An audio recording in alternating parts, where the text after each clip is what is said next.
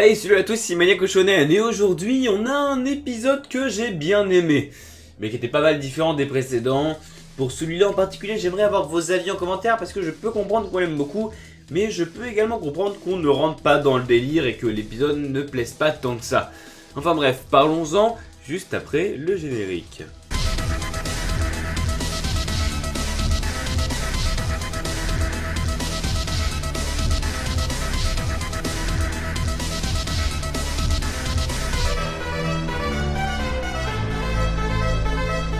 Cet épisode se nomme Holiday Special, il est le troisième de la 21ème saison et il parle pas mal d'ADN et de jours de vacances. J'ai pas mal de choses à en dire, mais tout d'abord clarifions quelque chose que tout le monde n'a pas forcément compris.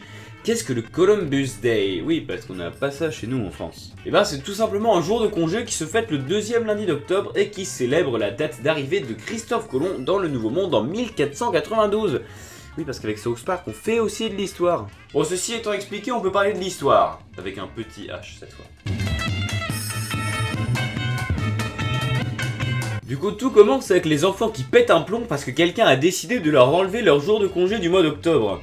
À savoir ce fameux Columbus Day dont on vient de parler. Et donc, à votre avis, à qui la faute? Bon allez, si je vous dis que c'est un perso surexposé ces dernières années... Ouais voilà, exactement, Randy. L'épisode se concentre principalement sur une seule intrigue mais vue de deux côtés différents. D'abord on a Randy qui s'insurge contre Colomb, enfin ça c'est surtout dans la première partie de l'épisode. Et ensuite on a les enfants qui essayent de convaincre le président du comité du calendrier scolaire de garder le jour de Colomb comme jour férié. Parce qu'un jour de vacances, bah c'est toujours cool. Et là je me dis que je vais devoir tenir toute la vidéo sans faire de blagues sur le Colomb. Ouais, ça va être compliqué. Oui, par contre, excusez-moi si je parle du nez parce que je suis pas mal malade là tout de suite. J'espère que ça se remarque pas trop, mais oui, je suis enrhumé donc excusez-moi. Ah, et quand Randy apprend que les gens vont forcément découvrir à quel point il était fan de Colomb, il tente de faire un test ADN afin de connaître ses origines. Enfin, plus précisément, il pécho un indien pour fausser les résultats et pouvoir dire qu'il est issu de minorité. Bon, tout d'abord, on va commencer comme à notre habitude par parler de continuité. Ouais. Du coup, ce qui est sûr, c'est que quand Parker et Stone disaient que les épisodes allaient redevenir autonomes, et ben c'est plus vrai que jamais aujourd'hui, ils ont tenu leur promesse. Ici, aucun rapport avec les précédents, genre aucun. Même pas d'histoire de couple avec Cartman, pas de mention de l'émission de Randy alors que l'épisode lui est consacré. Mais par contre, on peut le voir il y a longtemps, déguisé en Christophe Colomb. Même à son mariage, putain. Oui, tiens, d'ailleurs, parlons du cas de Randy. Alors vous le savez probablement tous, mais Randy est mon personnage préféré. Et je suis pas le seul dans ce cas. Mais saviez-vous par contre que certaines personnes détestent Randy? Genre vraiment? Oui, parce que selon eux, il vole toujours la vedette des enfants. Ce qui n'est pas tout à fait faux, il faut le reconnaître. Eh bien, je suis désolé si vous êtes dans cette dernière catégorie, parce que dans ce Holiday Special, on a du bon Randy comme à l'époque pendant 22 minutes. Pour le plus grand plaisir des amateurs, comme moi. Oui, c'est toujours dommage quand le quatuor principal est relayé au rang des personnages secondaires de leur propre histoire, mais c'est pas vraiment le cas de cet épisode justement, comme on le verra après. La réflexion qui est le plus remontée quand les gens parlent de cet épisode, c'est que c'est du South Park à l'ancienne. Oui, vraiment ce coup-ci, un retour au classique quoi. Alors qu'est-ce que j'en pense personnellement? Et ben en y réfléchissant, bah c'est vrai. Dans cette saison, mon chouchou reste encore Put It Down, mais c'est vrai que celui-là ressemble plus au délire des premières saisons. Parce que quand on y pense, c'est quoi cette fameuse vieille formule? En regardant les premières saisons, on comprend tout de suite. Déjà, l'humour est plus important que la politique. Par exemple, Put It Down est un épisode très drôle, mais il va quand même très loin dans la critique de la politique actuelle. Là où cet épisode, comme les anciens, reste toujours cohérent et plus ou moins réaliste. Oui, parce qu'il ne se passe rien de vraiment incroyable dans cet épisode, alors que envoyer des cupcakes si facilement à Kim Jong-un ou encore envoyer un missile au-dessus de la maison d'un civil, bah c'est tout de suite plus compliqué. Ici ça reste plus terre à terre, l'enjeu n'est plus une guerre nucléaire mais juste d'enlever ou non un jour de vacances, ce qui reste quand même vachement plus proche de notre réalité. On va me sortir, ou pas, que les premiers épisodes sont pas toujours ultra réalistes, et c'est vrai, mais c'est dans une moindre mesure. Je veux dire, bien sûr qu'un éléphant qui encule un cochon, ça doit être vraiment compliqué, mais ça va, on passe dessus, c'est South Park. Bon là c'est le moment où je vais parler de Randy pendant 5 minutes non-stop et que je vais devoir limiter mon fanboyisme pour être le plus objectif possible. Quelle merde. Et justement, en parlant de merde, on va parler de Colomb.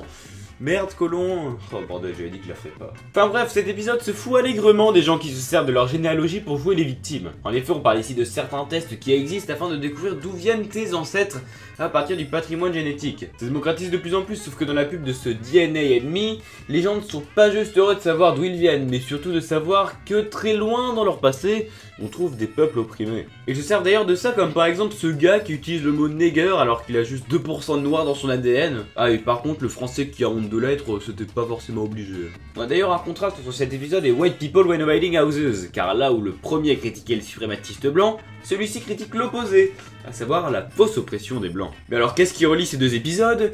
Eh bien oui, exactement, Randy. Putain, je suis trop fort en transition. Ce cher père de famille est comme on le sait toujours à fond lorsqu'il s'intéresse à quelque chose.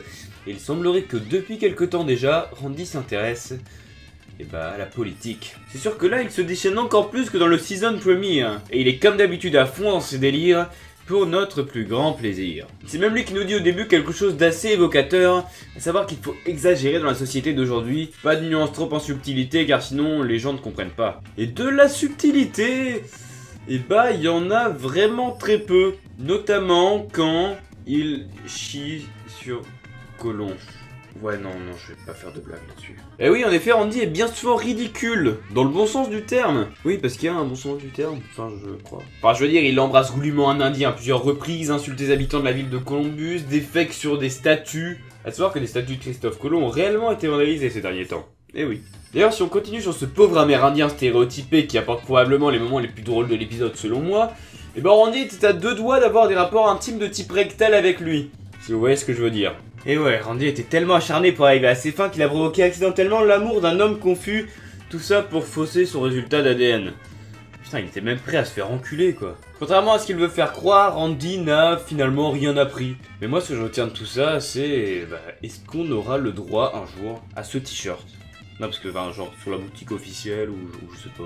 Mais cet épisode ne parle pas juste de Randy. Eh non. Il nous a aussi montré le retour des personnages principaux. Ouais, enfin, bordel, ils ont enfin tous un vrai rôle. Par exemple, Kenny. Bon, ce coup-ci, il ne meurt pas, mais au moins, il a un rôle. Je veux dire, ça faisait combien de temps que Kenny n'avait pas vraiment eu un rôle, ne serait-ce que minime dans un épisode. Je sais pas, Cock Magic, The City Part of Town, ou Naughty Ninjas.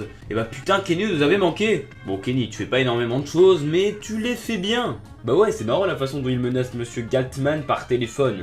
D'ailleurs, si on tendait bien l'oreille, on pouvait deviner qui parlait, même avec le modificateur vocal. Eh oui, après, fallait bien écouter quand même. Leur lutte, qui va jusqu'au kidnapping, putain, se marie vachement bien avec les bêtises de Randy. Et ces masques d'Halloween, bordel. Mais il est malheureusement trop rare de voir la bande des 4 enfants agir. Peut-être qu'ils redeviendront le centre de la série un jour ou l'autre.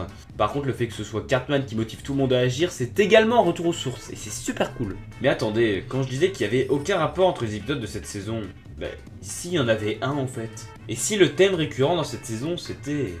l'amour ? Verdict. Cet épisode est probablement le plus ressemblant aux premières saisons qu'on ait eues pour l'instant. Certes, contrairement au précédent, il n'est pas vraiment centré sur les enfants, mais l'esprit y est. Surtout que les enfants restent le sujet principal. La politique a été plus laissée de côté depuis la dernière fois et ça fait du bien quand même. Ça donne un épisode sympa, drôle, mais pas non plus un des plus grands classiques qui restera dans les annales. Un bon épisode quoi. Voilà, c'est maintenant que se termine cette vidéo et hop, est-ce que vous connaissez Discord? Oui, parce que je viens de créer un serveur pour la chaîne, donc rejoignez-le comme ça on pourra parler. Le lien est dans la description. Oui, donc je disais, j'espère que cette vidéo vous a plu, dites-moi ce que vous en avez pensé dans les commentaires et aussi qu'est-ce que vous avez pensé de l'épisode, surtout ça c'est le plus important. Certains l'ont très bien fait la semaine dernière et je les en remercie, c'était grave cool de vous lire. La semaine prochaine, pas d'épisode du coup parce qu'il y a une pause. J'en profiterai aussi pour sortir 2 gameplays, parce que ça fait longtemps qu'elle a pas eu sur la chaîne. Et voilà, encore un grand merci à South Park TV pour la VOSTFR de l'épisode. Et sur ce, je vous dis à très bientôt. Bye tout le monde. Salut.